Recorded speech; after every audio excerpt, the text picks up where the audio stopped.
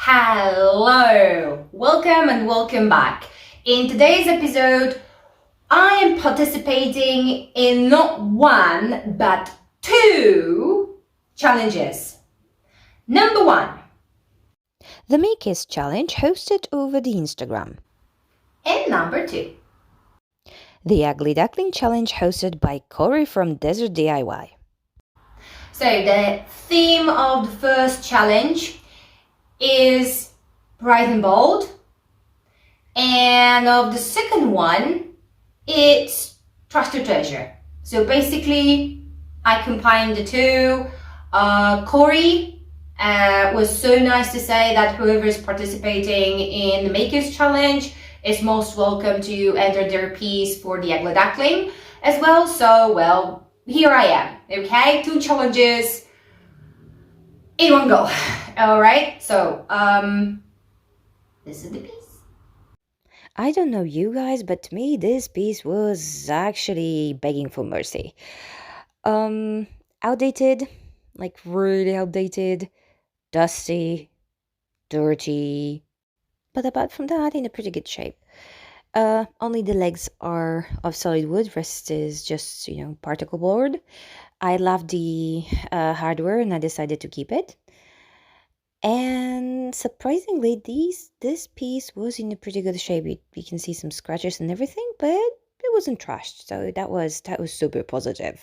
So, I really wanted to participate in the Makers Challenge. However, the topics, the themes were a little bit out of my comfort zone, okay? Bright and bold or the soft side. So, something soft, plush, or something like that. It was like, okay, upholstery, like standard thing. No. And then I thought bright and bold. Okay, let's go for that one. And then it took me quite some time to think about what I'm gonna do. And then one day I went to see my friends and their father, he was a painter and he was a really, really good one, okay? And they had some of his paintings there and the painting palette. And I knew about it, ages. It had been ages, okay? But I just didn't put it, 2 and 2. It's like, it wasn't 4 for me up till very recently. And then I went to their place, I looked at the painting palette, and it was like, I know. That's gonna be my inspiration. So that explains a lot, okay? And believe me, that explains a lot. But yeah, let's go back to the piece. So the standard drill, hardware is off, and we go through the thorough cleaning of the piece. And then it was time for the first fun part. So I cut the edges off so they would be flush with the sides. And I also cut the lip a bit so it would be flush with the drawers. I used the painter's tape to minimize the damage to the top. Plus, it was a very nice way to mark my line and to have my line for the jigsaw. And after cutting all 3 edges, I filled them in with some wood filler just to achieve a smooth finish on every side. I don't know if you've got the same feeling as me, but whenever I use power tools, it's exhilarating for me. I mean, not my sander, but jigsaw or things like that. It's like I feel super powerful. I don't know where does this come from, but yeah, it's cool to use power tools. This is how the piece looked after being cut and filled in. And then it was time to clean it up properly and to get on with priming. This time my primer is going to be by Monto, and I was encouraged to try this one out along with some other different products by Brico Fermin. They are the sponsors of the supplies I'm using in today's video. Now, if you ask me why don't I use aluminium foil to protect my tray? Well, the answer is simple. I truly believe that recycling aluminium foil is a lot more expensive than recycling rest of primer that are there on the tray. All my products are water-based, so basically it means that everything is neutralized by water. So that's the reason. And I think it's more eco-friendly to use it in this way than using plastic foil. Of course, you need to clean it up, and then the cleaning takes more time. But I truly believe that this is a lot more eco-friendly. I primed the whole piece. I primed it inside to get rid of that, smell of old furniture, and the whole outside, including the bottom part. I think I wanted to give it a little bit more, high-end finish. I mean, this piece, I don't think it can really look high-end unless you probably change everything of it. But yeah, I tried my best to make it look as modern and as trendy as possible. Let me know in your comments below if you think that, painting the insides, the bottom part, the back, do you think it makes sense or it's just a waste of resources? When the primer was dry, then it was time for another fun part. So first thing I did was to tape the whole piece because I wanted to play with the top only, and I didn't want all the mess I was going to make spoil the rest of the primer. So I taped it, and I'm doing the thing outside on my patio. As I said, I use water-based products. However, it's easier because I'm gonna make a lot of mess, you'll see. It's a lot easier to clean everything off the patio floor with just, a hose or a bucket of water than actually be, scraping everything from the floor in my living room. So yeah, I took all the fun outside. As a tiny prep for my fun part, well, I had to take all the paints out, and because I was using, I think, 7 different colors, well, preparation took me some time as well. And I have no idea how that happened, but in all my preparation, I realized that, well, I haven't got the green color that was missing.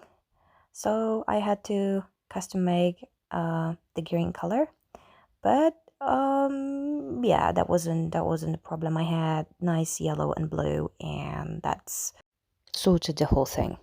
And now what I'm doing here is I'm playing with a pouring medium. The medium I was given to test, it's by La Pajarita, and you can get it from Brico Fermin easily. How do you use it? You mix equal parts of the pouring medium and the paint you're using, and you can use acrylic paint and chalk paint. That's not a problem. And if you use multiple colors, well, you need to mix, as you've seen, you need to mix each color separately. Now, I am going to show you what the pouring medium can and can't do for you. All right, so here I'm mixing all the colors on top, and I'm gonna grab a comb and mix the colors. So you can see the color I'm mixing, and this is not the effect I'm going for. Okay, so I cleaned everything up and I started over. But you can see if there's just something you don't want, well, you can sort it out. And now I'm using my hair dryer here to spread the colors. But as you can see, I'm going one color after color. If you want to, you can do that, but as you can see, the colors won't really mix. Okay, my hairdryer is set just to do air, cold air, which is also important. If you add if you make it with hot air, it's going to dry on you super quickly, so I don't recommend that. So remember, hair dryer needs to be set to cold air. And here the colors mix a little bit. That's because I went pretty fast with pouring one color after the other, but you can see that mixing the colors is pretty difficult. So basically what I have to do is go and add a little bit of other colors and try and fill in all the gaps. Okay, so this is what happened when you pour one color, spread it with a hair dryer, and then pour another color and another. What I'm gonna do now, I'm gonna spread all my colors at the same time. And first drawer goes with a super random pattern.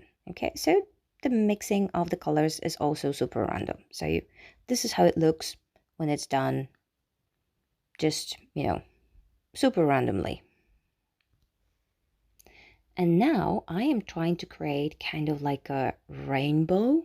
Okay, so let's have a look what's gonna happen if I try to create a rainbow. And then the hair dryer. And here it is, super pretty rainbow. I was having fun with this one, I'm telling you. I left this to dry for a bit, and then I put it on the side so the pouring medium would pour down of the piece, and it has to dry for 24 hours. I hope you enjoy all the mess I'm just all the trouble getting myself into. It's like I can't do it in a different way. Okay, it has to be. I always just I don't know. It's just me. I always need to get myself into trouble. It's just easy way is not fun. It's not fun. Anyway, if you enjoy this video, please give it thumbs up, like and subscribe. By the way, you know what? I don't know who is spreading the rumors out there, but subscribing, it's free. Okay, just clicking the button. It's free. It doesn't ask you for any money. Okay, so please, it doesn't cost you a lot, and it means the world to me and to my channel.